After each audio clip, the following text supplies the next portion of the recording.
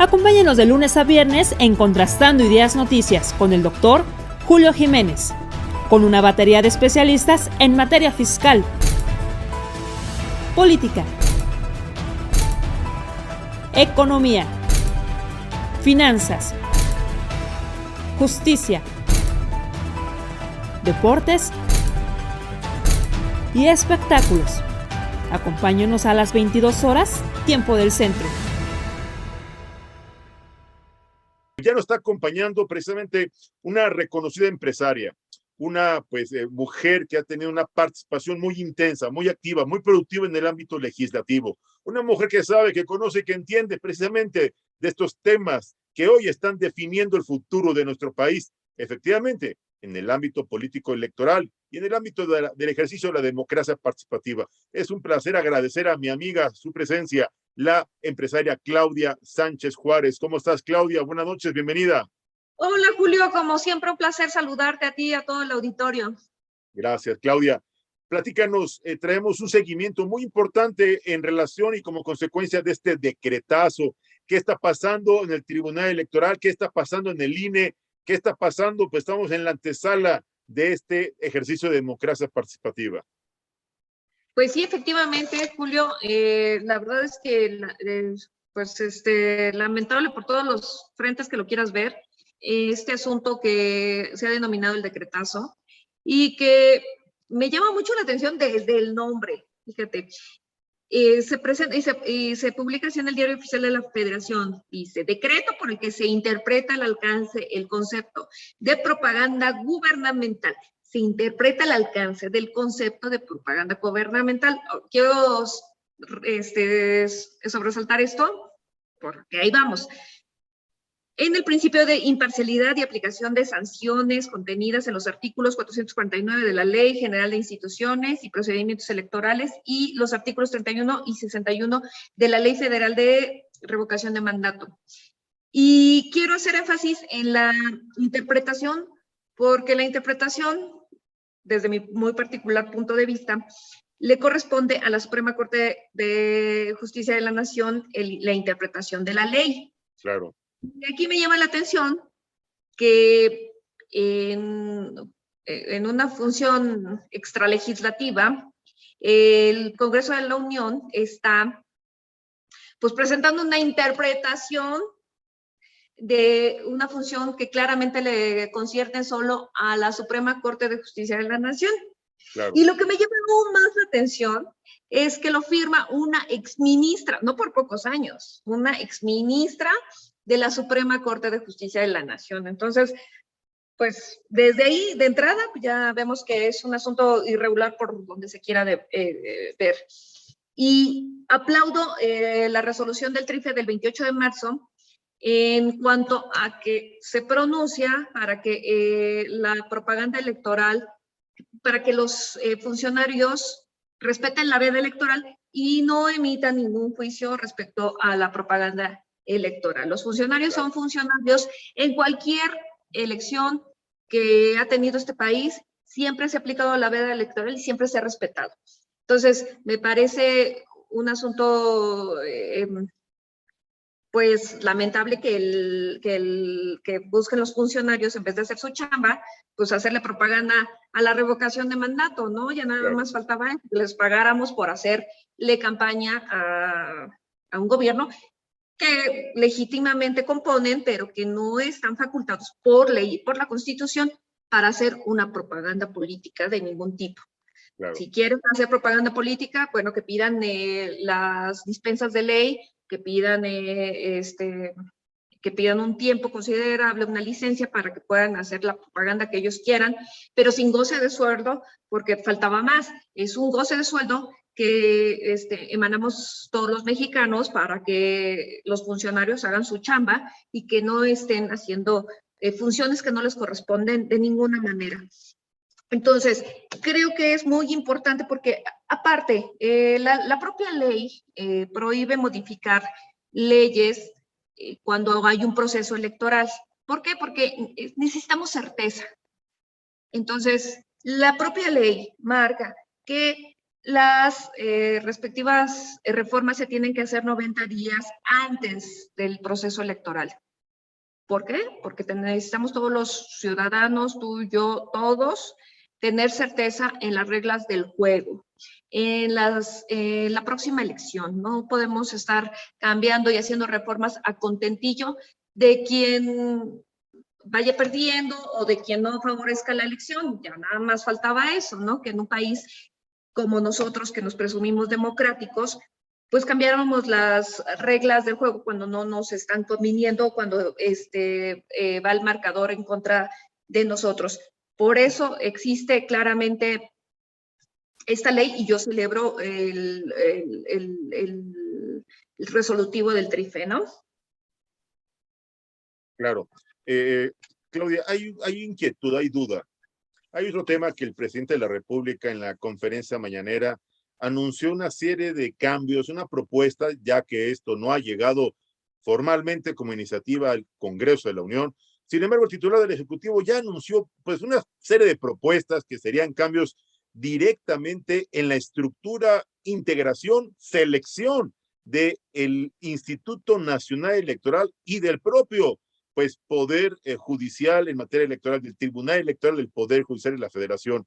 ¿Cuál es tu opinión al respecto de esta propuesta maquiavélica del Ejecutivo Federal? Fíjate que me llama mucho la atención porque justamente como antecedente de esta resolución del TRIFE, efectivamente el Ejecutivo Federal manda una iniciativa, bueno, creo que todavía no la presenta formalmente al Legislativo, pero me llaman la atención algunos puntos que mencionó precisamente en la mañanera. Uno tiene que ver con la elección de los consejeros electorales y de los magistrados electorales mediante voto ciudadano. Claro. El otro punto que tiene que ver, y que me parece que van concatenados, es que cada uno de los poderes, en este sentido, tendría la facultad, tanto el Ejecutivo, el Legislativo y el Judicial, tendría la facultad de nombrar o de proponer 20 ciudadanos. Ahora, me llama la atención lo que dice también el propio Ejecutivo. Dice que no a los acuerdos cupulares, contrarios a los intereses del pueblo. Entonces, nada más cupular que pues los tres poderes de la Unión se pongan de acuerdo para proponer ciudadanos que a su razón pueden participar en un proceso. Yes. Porque el procedimiento que ahora se lleva a cabo es que la Cámara de Diputados emite una convocatoria para que cada ciudadano que se considere capaz y que cumpla con todos los requisitos de la convocatoria pueda participar y pueda ser tomado en cuenta y ser electo como consejero o como magistrado. Eso por una parte se me hace de lo más popular que hay, ¿no? Porque si queremos precisamente que haya participación ciudadana, pues me parece un procedimiento correcto el que ahorita está llevando a cabo la propia Cámara de Diputados para la selección de los consejeros propiamente. Y por otra parte, las campañas políticas, tú y yo lo sabemos, son carísimas. Y bueno, toda la ciudadanía lo sabe. Entonces, si el argumento es para ahorrar recursos, nada contrario a esto. O sea, está en una campaña nacional, es carísima, son carísimos los recursos, es carísimo un equipo de campaña, es carísima la publicidad, es carísimo ir al aeropuerto y hacer los vuelos correspondientes para promoverte por todo el país. Y esa pretensión de que tanto los aspirantes a magistrados y a consejeros electorales hagan campaña política para poder ser electos como consejeros o magistrados respectivamente, pues es de lo más caro. O sea, es claro. El proceso del 21, el Instituto Electoral se gastó alrededor de 8,000 millones de pesos, pues imagínate, añadirle esa cantidad a otro proceso electoral que tendría que ser aparte porque no es propiamente la elección de un poder, de un ejecutivo o de un legislativo, sino la elección del poder judicial y de los consejeros, La verdad es que es infuncional, por una parte, y por otra, carísimo. Porque aparte de todo esto, tendrías que ver y tendrías que fiscalizar y echarle mucho ojo a ver de dónde sacan los recursos para hacer campaña todos los que pretenden ser tanto magistrados como consejeros. Es un asunto delicado, no es un asunto fácil ni es un asunto menor. Por otra parte, se pretende recortar el financiamiento del INE. Bueno, pues la verdad es que como ya lo estamos exponiendo, la verdad es que con una elección es muy cara. Si pretendes recortarle gastos al INE, pues yo no sé cómo van a organizar las elecciones, porque la verdad es que no es un asunto menor que tú o que yo, que los ciudadanos, pretendamos emitir un voto para elegir una autoridad y que no tengamos a lo mejor la casilla correspondiente o no tengamos los escrutadores y los funcionarios de casilla que por ley se marcan para contar los votos, y entonces pues, todo ese tema de logística, todo ese tema de propaganda, pues ¿de dónde vendría, no? Ese tema me parece que es que no debemos irnos con la finta, que la verdad lo que se está proponiendo es infusional y es muy caro, se volvería aún más caro los procesos electorales, y aparte pues lo que se pretende es aminorar los procesos electorales que ya de por sí eran muchísimos. La pretensión es que se emparejen los procesos electorales estatales junto con los federales para evitar precisamente todos estos gastos. Entonces, elegir una autoridad más en el tema judicial me parece, pues me parece que no corresponde a los principios de austeridad que tanto presume el gobierno federal. Por otra parte, dice también que no hay confianza, dice, el órgano electoral es el más caro del mundo y además sin confianza. También es un tema que a final de cuentas, si lo razonamos, pues a ti, a mí, a todo el auditorio nos queda claro que el presidente es Andrés Manuel López Obrador, porque así lo calificó, un órgano electoral, porque así dijo la autoridad electoral que era presidente y que tenemos la certeza jurídica de que lo es, tenemos la confianza en nuestros órganos electorales de que lo es, de que nuestros diputados lo son, de que nuestros alcaldes lo son. ¿Por qué? Porque hay un órgano que sí tiene la confianza de los ciudadanos, porque aparte está formado por ciudadanos y además todas las autoridades que participan en una elección, el día de la elección, todos los escrutadores, todos los presidentes, todos los secretarios de casilla son ciudadanos. Entonces, a mí, por lo menos, me da toda la confianza del mundo mi instituto electoral, pero, bueno, también se vale decir que cuando no, los números no están a tu favor o el marcador va en contra, pues a lo mejor está en entredicho el resultado, ¿no? Porque pues como no te favorece el marcador, pues no le das toda la confianza que requiere, ¿no? Eso por una parte. Y por otra parte, me parece también interesante resaltar que propone la reducción de diputados y senadores plurinominales. Plurinominales, claro. Este es un tema que siempre ha sido como muy atractivo, ¿no? Y yo invito a los ciudadanos que no nos vayamos con la finta, porque en todas las democracias más desarrolladas del planeta hay pesos y hay contrapesos. Y la verdad es que nunca como hoy el país necesita un contrapeso del Ejecutivo. Entonces, y creo que el Legislativo ha hecho su tarea. A mí me parecería interesante que esta propuesta lo hubiera hecho Morena cuando era oposición, ¿no? Porque si, o sea, la función del diputado plurinominal es precisamente hacer ese contrapeso, porque si bien es cierto, los diputados que ganan por mayoría, es decir, por voto ciudadano, tienen su curul muy bien ganada, pues también el contrapeso está en que los partidos, sobre todo de segunda mayoría, es decir, el de primera minoría, perdóname, es decir, el que queda en segundo lugar, tenga representación. ¿Para qué? Para que haya otro punto de vista que no precisamente tiene que ser el que más votos tuvo. Y ese punto de vista, pues lo tenemos representado en los diputados muchas veces plurinominales, que también, que este sistema se diseñó precisamente para hacer un contrapeso al Ejecutivo. Entonces, de entrada suena muy, muy atractivo decir sí, que quiten a los diputados plurinominales porque no ganaron una elección. Pero vuelvo a repetirte, nunca como hoy es tan necesario los contrapesos en México. Y si se han... y la verdad es que quiero reconocer a esta legislatura porque ha hecho su tarea.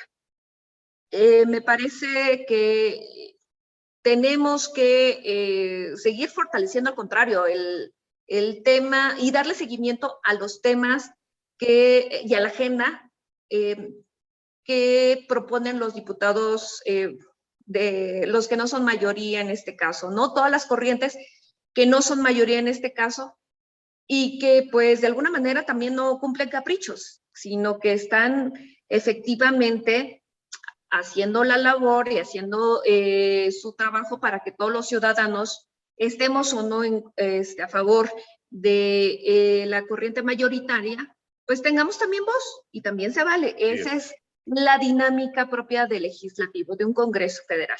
Totalmente de acuerdo. Pues siempre este análisis que nos compartes, Claudia, es muy útil, es necesario, es indispensable, pues para que los millones de mexicanos que no les queda claro, que no entendían esta propuesta, aclaro, propuesta del Ejecutivo Federal, que muy seguramente será materializada en una iniciativa de reforma que muy probablemente estará pues presentándose allá en el Congreso de la Unión, pues para que se reforme la estructura y sobre todo el proceso de selección de consejeros del Instituto Nacional Electoral, entiéndase el árbitro del partido, o de los magistrados del Tribunal Electoral del Poder Judicial de la Federación, la autoridad máxima y única que hasta el día de hoy dirime, resuelve y se pronuncia precisamente en el caso de conflictos político-electorales.